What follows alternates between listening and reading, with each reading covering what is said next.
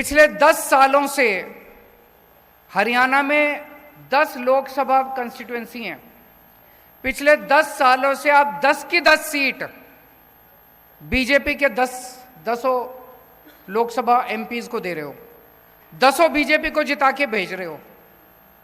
मैं आपसे पूछना चाहता हूं, इन 10 लोगों ने पिछले 10 साल में आपके लिए क्या करा? कोई एक काम करा हो तो मेरे को बता दो, मैं राजनीति छोड़ दूंगा। कोई एक काम इन 10 लोगों ने करा हो? कोई काम नहीं करा इन लोगों ने, 10 के 10 ने।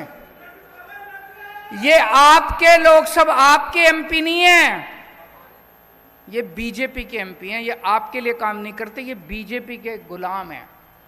बीजेपी कहती है उठ तो उठते हैं, बीजेपी कहती है बैठ तो बैठते हैं।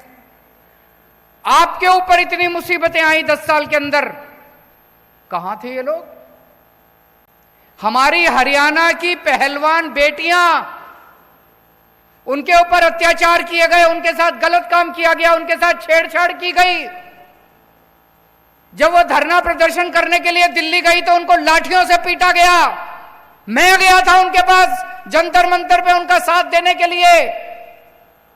आपके 10 एमपी कहां थे? तालियां बजा रहे थे जब आपकी बेटियों के साथ छेड़छाड़ की जा रही थी। घर में बैठ के पार्टी कर रहे थे, तालियां बजा रहे थे जब आपकी बेटियों को छेड़ा जा रहा था। अभी जब आप किसान, हरियाणा के, पंजाब के किसान दिल्ली जाना चाहते थे, बॉर्डर के ऊपर उनको रोक लिया गया। क्या कसूर था जी किसानों का? यही तो कह रहे थे फसलों के पूरे दाम दे दो। मिलने चाहिए कि नहीं मिलने चाहिए पूरे दाम? फसल के पूरे दाम मिलने चाहिए नहीं मिलने चाहिए किसानों को? किसान कह रहे थे फसलों के पूरे दाम दे दो। क्या मिला बदले में? ऊपर से गोले छोड़ दिए।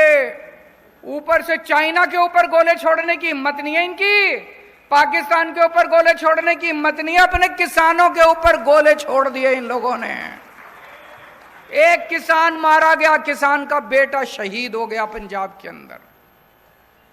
जब किसानों के ऊपर गोले छोड़े जा रहे थे, आंसू गैस के गोले छोड़े जा रहे थे, रबड़ की गोलियां छोड़ रहे थे, मार रहे थे, डंडे मार रहे थे, वाटर कैनन मार रहे थे, तो कहां थे जी आपके ये 10 एमपी? ये तालियां बजा रहे थे। बड़ा मजा आ रहा था इनको, किसानों को पीट रहे हैं, बड़ा मजा आ रहा था इनको, बहुत मजा आ रहा था इनको। पिछले साल किसानों की फसलें बर्बाद हो गई पूरे हरियाणा के अंदर। पूरे हरियाणा के किसानों में तबाही मची हुई थी, फसलें बर्बाद हो गई, बेचारा किसान लुट गया।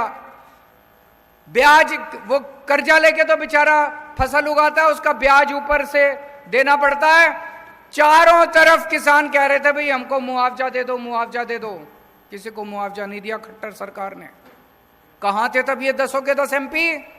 किसी ने आवाज नहीं उठाई आप लोगों की। जब बेरोजगार युवकों को पुलिस वाले दौड़ा दौड़ा के पीट रहे थे, डंडे मार रहे थे, बेरोजगार युवा नौकरी मांग रहे थे सड़कों के ऊपर, कहां थे आपके 10 के 10 एमपी?